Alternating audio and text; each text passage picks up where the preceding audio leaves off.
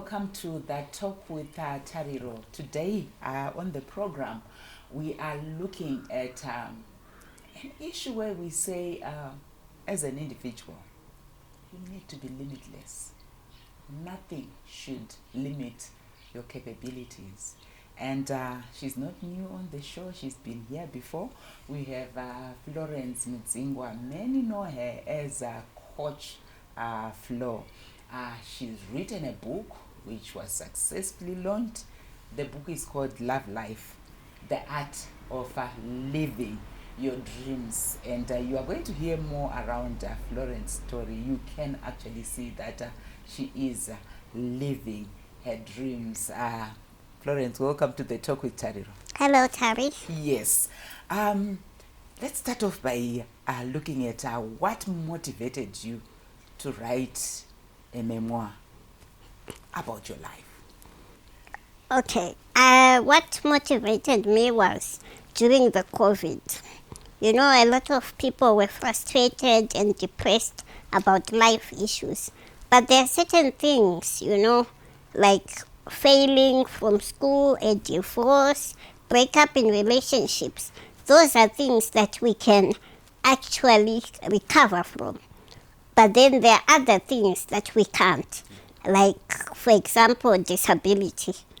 So I took it upon myself and I said, you know, people worry a lot about things that they can actually change if they just think about it and use their mental capacity positively. And this is what made me write the book, to just talk about my life, the journey I've walked, how I had to embrace my disability to be able to achieve whatever I could. And in your book, Florence, one issue that you mentioned is the fact that you said, I'm not disabled, I'm differently abled. Expand on that for us. You know, we can look at ourselves and think disability many years ago was regarded as a charity case. And people would always want to help other people who are disabled and think, how can I do this? But when you are differently abled, you look for the things that you're able to do and be the best in those things, because we are all unique in our different ways. So that's why I say differently enabled. I try to achieve that which I can and do to the best of my ability, and not looking at my disability per se. Maybe looking at Florence's story. Let's go back. Yes, we have heard about the book, but people watching are asking, who is Florence?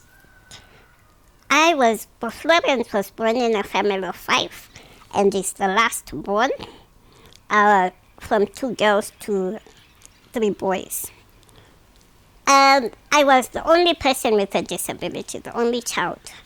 And one thing that struck is when I was born, the doctor said I would live up to 5 years. It's only that when I was 18, that my mom broke down and said, I want to thank the Lord. And that's when I realized that is the time that the doctor, she had never said that to me. But throughout, I wanted to just be like everyone else. And the family was very supportive in the way that I didn't see myself different. And with that, you know, I also went to primary school and secondary and university, college. I did everything that anybody can do who is able-bodied. And, you know, one thing, I always strived to outclass myself, to outdo myself, to see what is this. Anything that excites me, I'll just say, let me give it a try. And that's how Florence has lived and has evolved from a sales marketer to a life coach, to a counselor, to an author, all those things. It was just through that that way of saying, let me stretch myself. What am I able to do? Yeah. And it made me realize that anybody can be anything. Yeah. And when you were growing up, we know when you talk to different people with different forms of disability, there's a lot of stigma that is associated with did you face any form of stigma growing up? Growing up, Tari, maybe because of the time that we grew up, where a lot of people, you would socialize the disabled by themselves. But as I grew a bit older, like when it was college, you know, you would start to see that, oh, I'm different here. And I think the stigma that I faced was in college, because I think it was their first time, the lecturers, to see a disabled person, and there I was, short in stature, trying to reach Very the talkative table. as well. Trying to reach the table. So most of the time, you know, when I would write notes, the teachers would look, but they could not actually tell me that, are you following? Or can you write? Are you taking notes? Yes. But I would always be the first one. So that is the kind of stigma where people don't realize that when you're disabled, you can actually do something. Yeah. They always want to look at what is a weakness, Yeah. what is she able to do. And it even goes to family members, you know. Sometimes when they're disabled, they think the best is to give you food, provide for you, but they never look for your potential that is in you. And that has a lot of stigma, you know. I've also realized what I tell most young girls, that, you know, even in relationships, some people will judge that, oh, if she's disabled, how do you go out with her? But it's all about knowing someone and getting to understand their we'll go to abilities. that issue, the relationships one. I'll come to it, and we really hear more in terms of how has it been. But I also knowing Florence, she's got a degree, she's got marketing qualifications, she's been working. How has that been? Any challenges that you encountered around that? Getting a job, any work-related challenges? Work-related challenges, mostly when you're disabled, I think you cannot, when you're employed, sometimes the employer thinks they're doing you a favor. And it becomes like you are more of a liability than an asset. And sometimes it comes to, like, you know, payments. They can pay you, but at times you really feel, you know, I'm worth far more than this. But you are a bit given that kind of meager salary where they think at least we are improving your life. Yeah. We've given you something. Exactly. Be So happy. exactly. So that is the challenge. But the former employment, the clients ended, because I was a sales marketer, the clients ended up realizing that, you know what, employing a disabled person is actually an asset and not a liability. Because when you really put your work, do things, you are doing them with passion and knowing what you really want to achieve. All right. And looking at Florence, the author, when you came up with the book, when you produced the book, how was the reception like? The reception, some viewed it like, you know, it's time for you to have done this. And others thought, okay, the book, what is she talking about? Is she talking about romance? What is she really? And others also, now when they have read it, they are realizing that how did you manage to talk about your life and not be afraid or feel sympathy from people? But one thing, it took me a lot of years to do this. Yeah. Because, you know, you look at yourself and then you say, if I had written it 10 years ago, a lot of people would say, oh, shame. But now that I've written it, you can feel sorry, but then when you think about me, you just go, so go. You have a different opinion about it altogether. Yes, we will continue hearing more from Florence after this short break.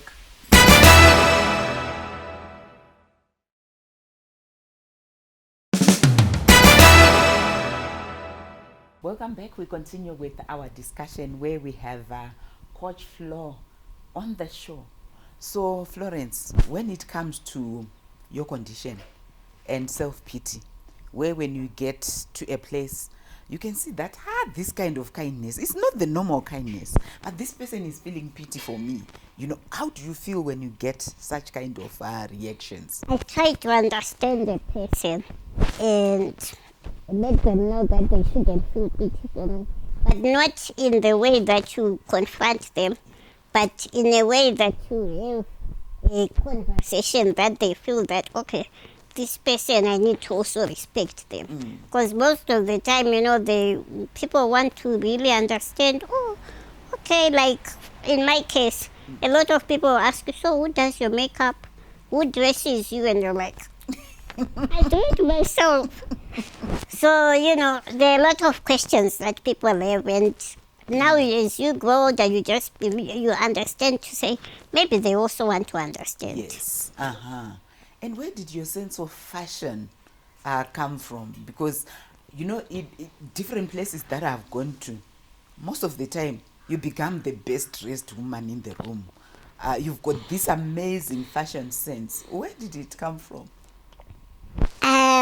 When I grew up, my cousin, she used to like to say when we were going to church in grade 7 and put us makeup. So every time I used to look, and she was older than us, and I used to admire her so much. And then later on, dressing up made me build more confidence of myself.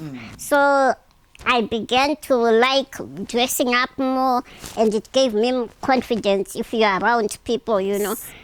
Because when they look at you, they also have that sense of respect to say, oh, okay, so we shouldn't really feel pity for her. She has things going on. Yeah, and that as well. And my sister, she's one person who always wants to say, you're not dressed so well, and all that. So she made me want to look nice and everything. Yeah. Okay, now let's go on to the issue of having relationships. And here I'm talking about boy-girl relationships. Dating. How has that journey been for you? It has been a difficult journey. Because a lot of times, due to the social expectations, you know, in our African culture, they believe in a wife who can cook, do all those things, and then when they look at you, they'll be thinking, what is she bringing to the table? So in the end, you might date, but a relationship doesn't go far. And it's a fact of life that you have to accept. And also in that time, you also have to also understand yourself. To say, okay, so when I date, how does it go? And you have to ask yourself all those difficult questions and be prepared for such. Because a lot of young women with disabilities, they've lost themselves due to dating, wanting validation from the next person, which we don't usually get. So you need to at least embrace yourself and love yourself first until the next person comes along.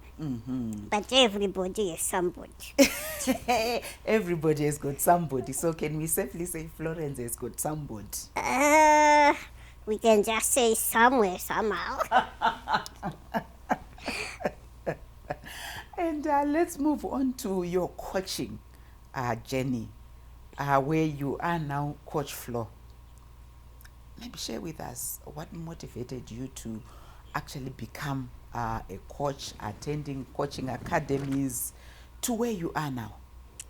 What motivated me is, the personal development that I always have for myself.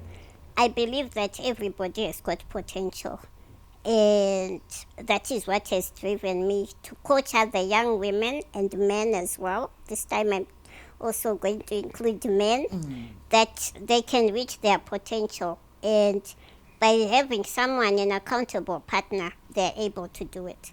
And also an emotional intelligence. It's one of the other coaching area of mine. Yeah. Why emotional intelligence? A lot of people are affected by what the next person says or how they react to us. And that, Tari, if we learn how to understand our own emotions and the next person's emotions, we will be able to be better people in life and be able to socialize better, because most of the time we are assuming what the other person said and maybe it's not even what they meant. So those are the things that we're working on. And also I'm working on having an online coaching lessons. Wow. Yes, to start at coaching and counseling as well. Because most people, yes, we might be able to realize your dreams, but there are other hidden factors, underlying issues that we all face. So as a coach, and if you counsel someone, they're able to resolve those hidden issues as well and realize their dreams. Indeed, when you are coached, when you are counseled, you can actually get to a position where you can realize your dreams. Join us after the break. We'll continue our conversation with Florence.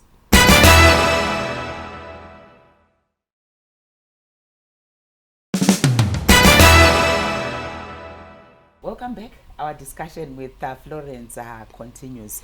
And on that still mentorship coaching journey, for young people, young women who might be watching you, how important is it for one to have a coach / a mentor in life? It helps you to be accountable and for them to map your journey. You are the master of your own journey. But when you have someone you are accountable to walk with you, like a mentor, is someone who has walked that journey. And you are following their footsteps. Not in the same way, it might not be the same job or career, but they know the pitfalls that they have gone through. And you now as a mentee, you're able to also learn and shape your life. Because we all need an accountable partner where we say, this I'm failing to do, how can I go about it? Or, you've got something that you want to start a project, but you keep on dragging. But when you have an accountable partner, they push you to say, where are you now? What have you done? And, so progress, and also making sure that you achieve your goals that you want. Yes. And also looking at people with disability, Florence, we spoke about the issue of self-pity, people wanting self-pity. There are some people, you spoke about how you need to use your full potential as an individual and not look at your disability. But we have some people who, just having a minor disability, a person resorts to begging. They even want to attract that self-pity. When you talk about even them considering using their own potential, it doesn't exist in their dictionary. As Coach Flo, what would you say to them, you speaking as a coach who's also living with a disability? I would encourage them that, they need to get over themselves, because most of the time it's about the anger and the bitterness, where they feel that maybe the world owes me something. But when we understand that nobody owes you anything, you have to walk your walk. And whatever situation or the challenges that you're facing, you have to overcome them. Yeah. And understand and sit down with yourself and say, where am I? Who do I want to be? Yes. And when you do that, let the people show them what you're able to do, and not them having to say, do this, do that. That is when you become like a cabbage. Yeah. And that is when you start having all these pity parties. Yeah. Because people are looking at you, you are showing them who you want them to see. But if you show them that, no, I'm able to do this, they will see the potential in you and support you. Yeah. But don't let them, you want them to feel pity for you. A lot of girls that I've worked with, some of their parents, they end up realizing their potential after interacting with me. And then they realize, but anotogona ukusona iyeyu, anotogona ukuchaiva mbasi singaiti, anogona kubika singaiti. But in all that, they would not have seen it. Yeah. Because she's always bitter. And also, when a family member tells you who are not disabled, you need to up your game. Don't think they're being hard on you.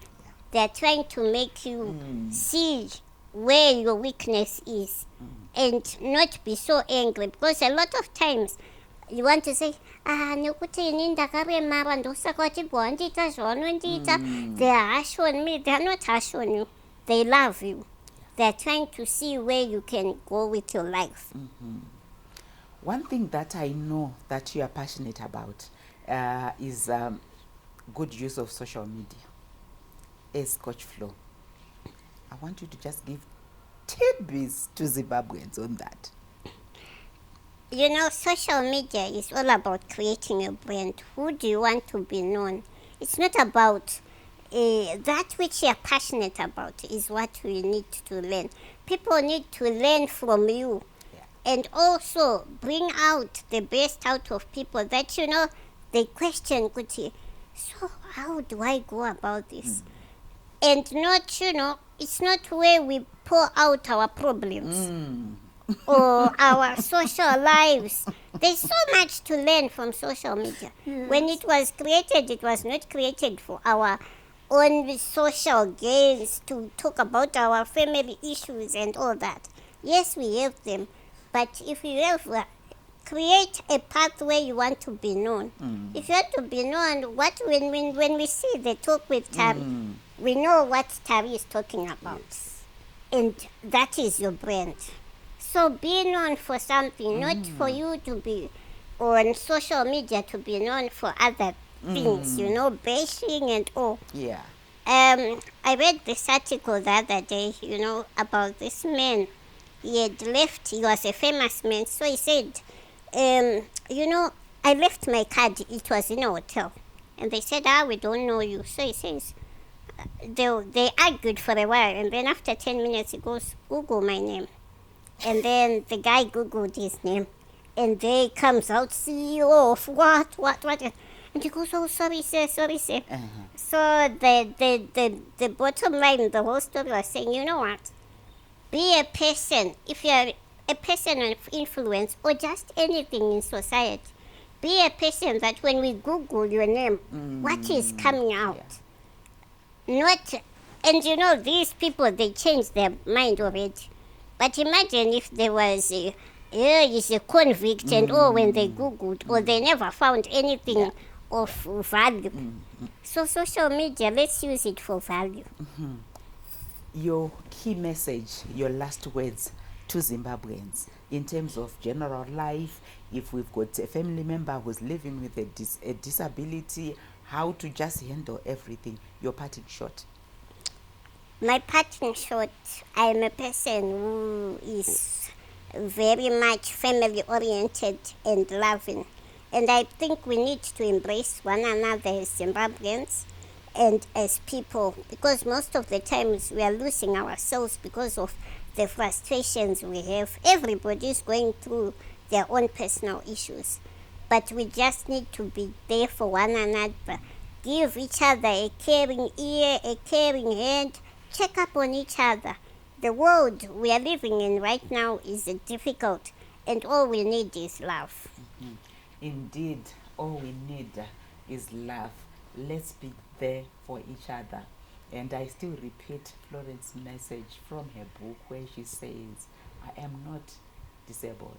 I'm differently abled. Indeed, if you are living with a disability, we have somebody who's got a disability within our family. Florence has shown us that the world is an oyster. It's for you to explore. There is nothing that can limit your capabilities. She has done it, you can do it. But importantly, we need that family support. Until next week, it's goodbye.